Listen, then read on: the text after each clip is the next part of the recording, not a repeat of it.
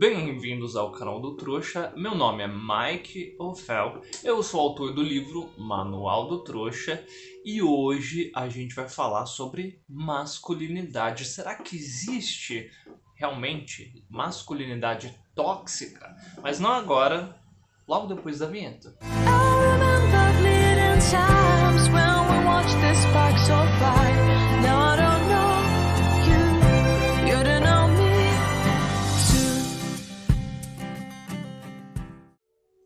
Bom, primeira coisa, gente, como esse assunto é um assunto que incomoda muita gente, eu gosto de começar o vídeo deixando claro uma coisa. Eu não dou a minha opinião nesses vídeos aqui.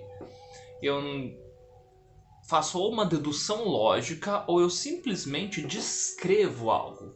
Então, absolutamente tudo que eu falo nesse canal pode estar errado, mas se você responde ou comenta algum vídeo meu aí dando uma opinião, eu vou simplesmente ignorar, porque não dá para eu perder o meu tempo, que é escasso, discutindo opinião. Então assim, dois caminhos, se você ficou incomodado com o que eu falei aqui no vídeo, tem dois caminhos muito simples para você refutar qualquer coisa aqui que eu falo, né? O primeiro deles tem muito a ver com a minha noção macro aí de como as coisas funcionam, como o universo funciona. Se você provar que o universo teve um início, então a maioria dos vídeos que eu falei aqui, né, sobre a gente viver um ciclo, do universo talvez ser algo eterno, ser um universo cíclico, né, e da gente não ter livre-arbítrio por conta disso, você já refutaria. Então é uma linha aí que você pode tentar seguir.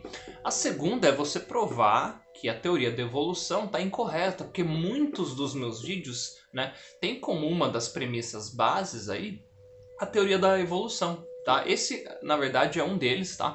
Então, assim, segunda coisa que a gente vai fazer, né, depois de eu explicar isso, é a gente definir os termos. Então, o que a gente está falando quando a gente fala sobre masculinidade? Qual que é a definição de masculinidade? Sem definir isso, gente, fica uma conversa completamente vazia, né? Vocês devem ter reparado isso aí quando vocês vê algum debate na internet, né? Red Pill contra feministas. E aí descrevendo, mas masculinidade tóxica, não sei o quê. E aí uns falam que existe, outros falam que não existe. Então, primeira coisa, vamos definir os termos.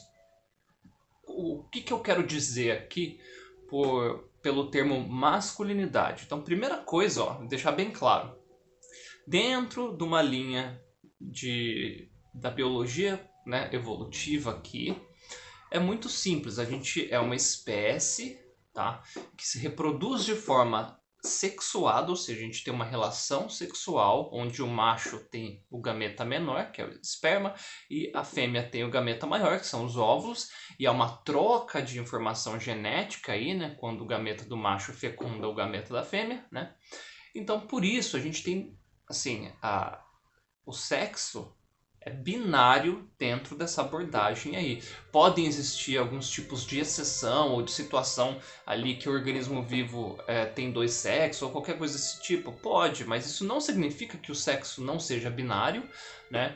E que não há definições claras de macho e fêmea, que é importante que você entenda isso, porque isso vai influenciar lá na frente no nosso comportamento e na maneira que nós selecionamos um possível parceiro.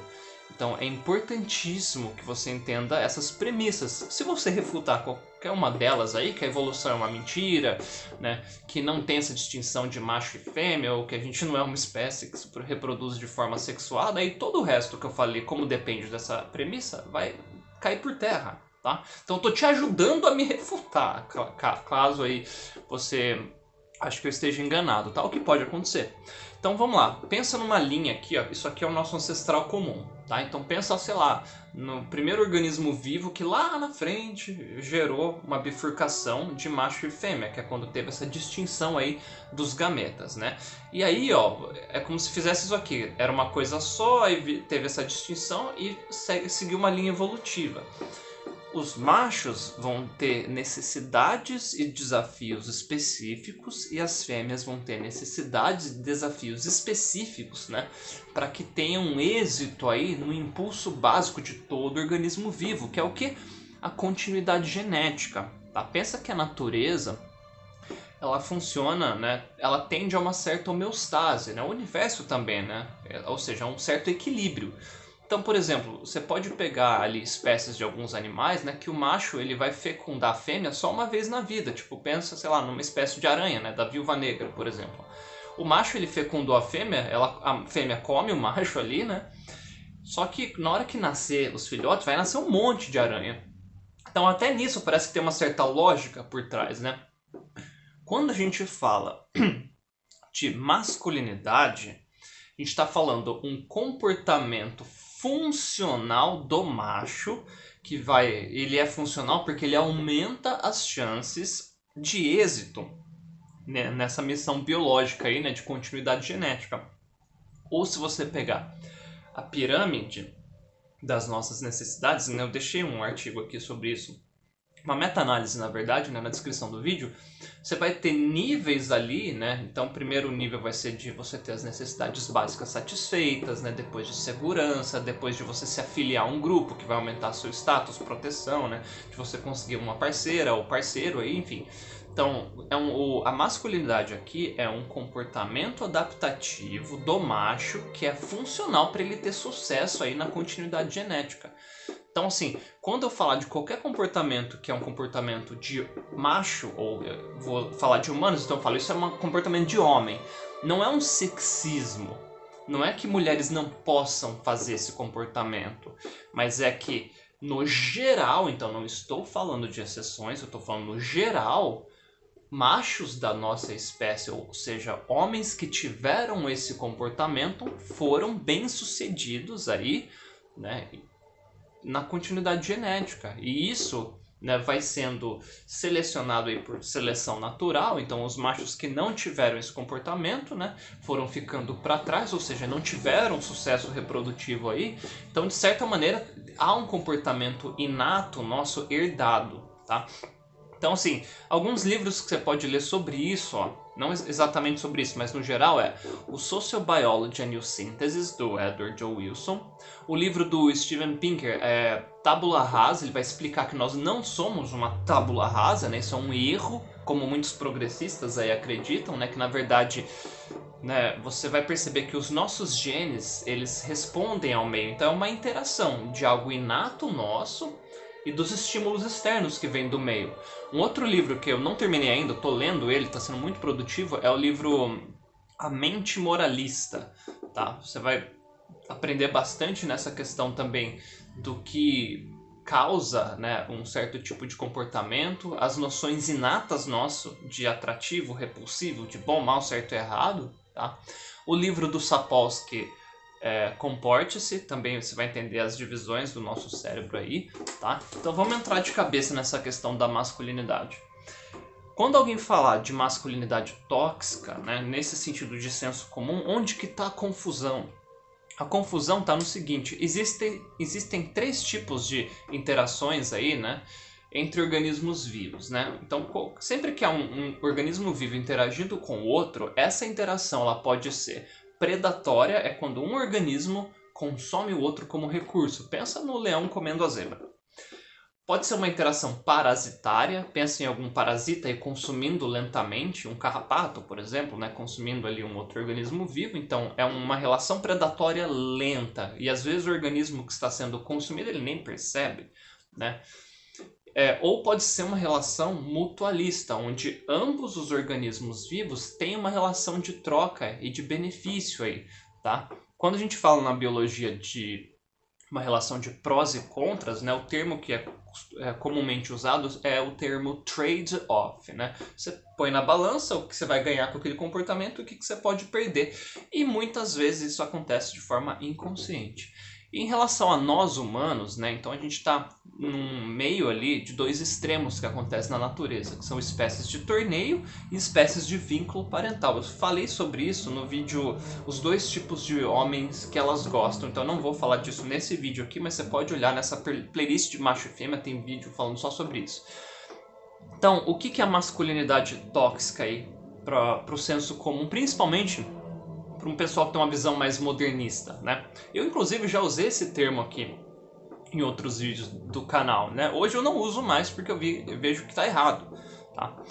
Normalmente eles usam masculinidade tóxica quando eles pegam o comportamento de um macho que é tido, né, ali como predatório e associam com algo, uma extensão do macho em si, ou seja, com masculinidade em si.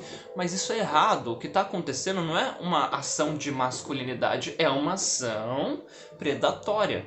Entende? Então vou dar um exemplo prático.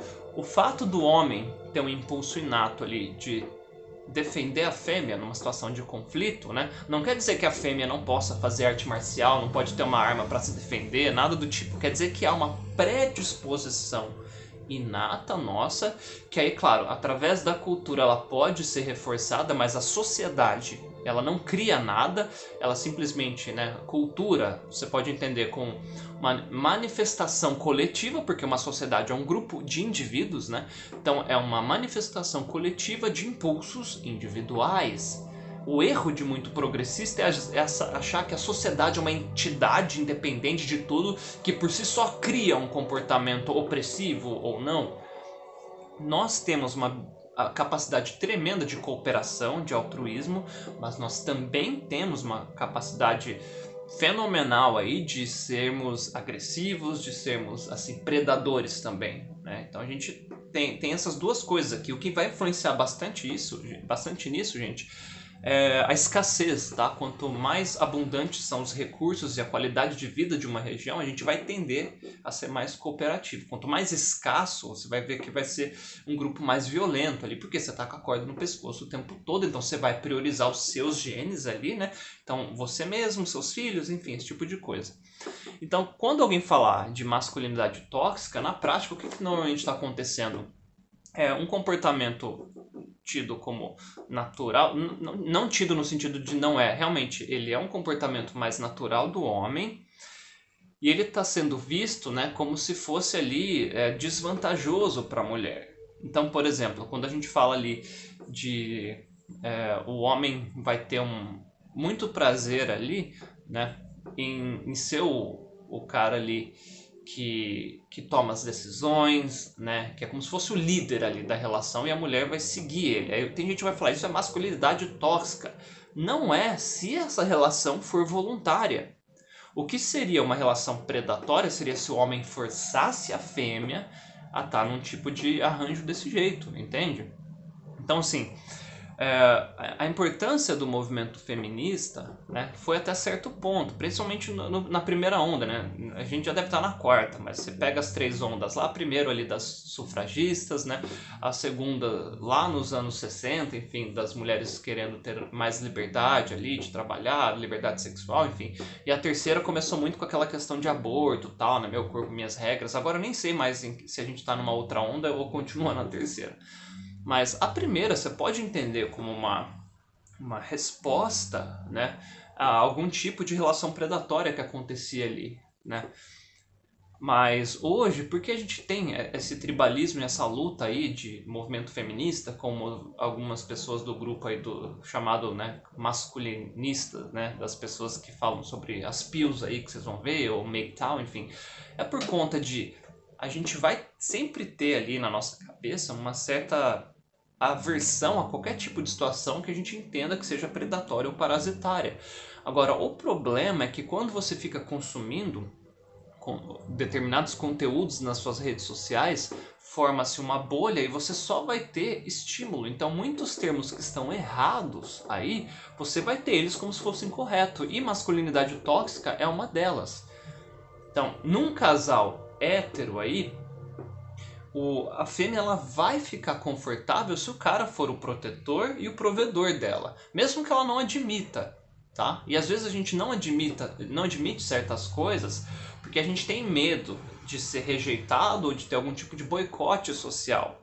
Porque a gente pensa, hoje em dia se eu falar isso vão achar que eu sou machista, né? Então assim, você pode ter casais aí que os papéis ali são meio que invertidos ou não são exatamente daquilo, mas isso não refuta que o comportamento tido como masculinidade, que normalmente está associado à coragem, à força, à liderança, à assertividade, ele foi vantajoso, por isso que ele é estimulado em muitas obras de arte. E quando não obra de arte só uma pintura, mas você pode pegar poesia, né? Você pega o Romero ali, os ideais masculinos ali, ou você pode pegar qualquer filme de super-herói. Ou você quer um exemplo de masculinidade aí que não é tóxica, apesar da pessoa ter certos problemas ali, o personagem, né? Mas você vai ter tudo isso que eu tô falando aqui, o fenômeno aí de vendas que foi o 50 Tons de Cinza, né? Se você pegar ali as características do como que ele chama? Enfim, do Christian Grey, né? Jovem, né? 27 anos, se não me engano. Então, jovem, bem-sucedido, assertivo, dominante, entendeu? Agora, tanto que foi, né, o livro aí, né, campeão de vendas, né? E o público-alvo não eram homens, eram mulheres. Ou seja, eu peguei um personagem ali e coloquei todos os ideais do que seria um parceiro perfeito. E por mais que ele tenha problemas psicológicos ali, traumas, isso é algo que para as mulheres é um incentivo, porque ela vai ver o parceiro dela, né, como um certo projeto ali de algumas coisas que ele não é 100% perfeito, está pronto. Tem alguma coisa que ela vai contribuir para melhorar aquele parceiro. Isso vai dar um senso de gratidão nela, de satisfação. Então até nisso tem coisas ali para ele melhorar. E você pode ver que a relação ali, né? O que é a personagem lá da Anastácia, né? Pouca experiência sexual, extremamente feminina, ingênua, vulnerável, e ele vem como se fosse para completar aquilo. Então, quando a gente fala de uma mulher extremamente feminina, não é que a mulher é uma sonsa, não sei o que, é que ela vai ter características que não são tão predominantes no macho e vão completar ali para que o casal em questão tenha condições de criar os filhotes, ali os filhos, né, com excelência. Mas não quer dizer que isso é bom, mal, certo ou errado. As obras de arte, música, filme que a gente consome são manifestações psicológicas, muitas vezes involuntárias, que servem como um mecanismo de incentivo ou inibição.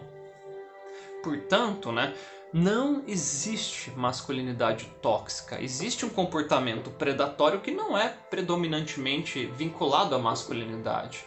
Né? Do mesmo jeito que tem mulheres que são fisicamente mais fracas aí que os homens e podem, né, manipular os caras e entrar numa relação parasitária com os caras, né? Também tem homens que podem entrar numa relação parasitária ou predatória com outras mulheres, mas não está inato no fato de ser um homem ou uma mulher, entendeu? Então, quando a pessoa fala masculinidade tóxica, normalmente a confusão vai ser essa. Ah, isso é masculinidade tóxica. Por exemplo, o cara ser cavalheiro é conveniente para a mulher. O cara fala, não, eu vou pagar a conta, né? Aí é conveniente para a mulher. O cara, sei lá, ele proteger ela, ele fala, ó, você não quiser trabalhar, você não trabalha, eu vou bancar você, não sei o quê. Aí é conveniente para elas, né? Mas a gente está num cenário mais tradicional de macho e fêmea, onde o macho é o protetor provedor, né? E a fêmea ali está mais vinculada àquela tarefa de estar mais presente na criação dos filhos, porque o cara está fora, né? Trabalhando, né? E com vários animais e com humanos também isso é comum.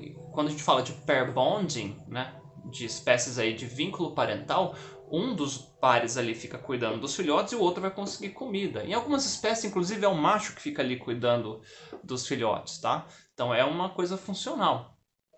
Agora, se o cara fala assim, demonstrar que tem uma certa preferência da mulher ser mais recatada no sentido de, sei lá, não chamar a atenção de outros homens, seja por rede social, no jeito que ela se veste, ou de não ficar tendo um monte de amigo homem que ela tem contato, né? Se o cara mostrar que isso incomoda ele, o que é uma estratégia super comum, tá? De você tentar eliminar os talaricos, aí tem muita mulher que vai falar, esse cara é inseguro, isso é masculinidade tóxica. Ou quando a gente fala coisas do tipo, né? Eu digo a gente é pessoas que falam isso, né? Para outros caras, olha, você não é uma fortaleza, né, inabalável. Vai ter hora que você vai chorar, que você vai estar triste, que você vai estar emocionalmente em frangalhos, mas não demonstre em público e principalmente não demonstre, nunca chore na frente da sua parceira. E não é culpa dela, mas se você fizer isso, você aumenta as chances de alguma coisa vai acontecer dentro dela ali que pode fazer ela perder a admiração e a atração por você. Entendeu? Assim. E não é culpa sua. Agora, a mulher, se ela chorar, desabar emocionalmente na frente do cara, o cara abraçar, às vezes você não sabe nem o que você fala pra ela, mas você abraça ela, você tá ali, entendeu? Dando apoio, se você é a fortaleza emocional aí da sua parceira, isso vai ser produtivo pro relacionamento. Mas o cara desabar e mostrar fraqueza e fragilidade, isso normalmente vai ocasionar ali num problema na relação, entendeu? Não quer dizer que o cara fez isso, já era, levou um pé na bunda, a mulher vai largar dele. Mas pode diminuir a atração dela por você. Se você quer mostrar sensibilidade e vulnerabilidade, você demonstra falando quão importante ela é para você, mostrando, né, que você está prestando atenção nela, você demonstra com cuidado ali, né? Normalmente as mulheres fazem, quando vê um cara cuidando de criança ou dando atenção para criança, então você pode mostrar vulnerabilidade emocional nesse tipo de situação, o que vai indicar que você é um bom parceiro, um bom pai, né? Alguém que vai cuidar dela, que vai estar presente com ela. Agora, se você tiver que chorar, que desabar, faz isso com um terapeuta, tá? Tenha um terapeuta aí que você pode se abrir. Com seus pais, se você tiver uma relação boa, espero que tenha, tá? Mas não faça isso em público, em hipótese alguma em rede social, em hipótese alguma faça isso na frente da sua parceira, porque pode sabotar. Isso não é masculinidade tóxica, é que esse comportamento ele foi mais vantajoso ao invés de um comportamento de ser aquele cara fraco, frágil, reclamão, entendeu? Então vocês precisam entender que homens e mulheres são diferentes, possuem necessidades diferentes, tá? O corpo funciona de maneira diferente, o nosso ancestral comum passou por desafios diferentes. Então, quando a gente fala de feminilidade e de masculinidade, é um comportamento que foi funcional para que o macho e a fêmea tivessem uma vantagem aí, aumentasse as chances de continuidade genética. Então, filmes que incentivam isso, né, é para você ter uma inspiração de onde você vai chegar. Você nunca vai ser o Superman, mas você tem ideais ali que servem de norte para você, entendeu? Então, tem um compilado de estudos e de artigo ali, de indicações de leitura, tá? Para te ajudar nesse aspecto. Eu acho que eu não coloquei ali, mas o livro O Homem Ideal vai te ajudar nesse sentido também, tá bom? Então, assim, não tenha vergonha de ser homem, de se portar como um homem e de sentir prazer em fazer esse tipo de comportamento. O que eu incentivo que você preste atenção é que a sua existência potencialize a existência de outras pessoas. Entende? Que as pessoas se sintam privilegiadas em interagir com você porque você melhora a qualidade de vida delas, entendeu? Busque relações mutualistas aí, tendo um comportamento masculino, tá bom? Beijo do trouxa.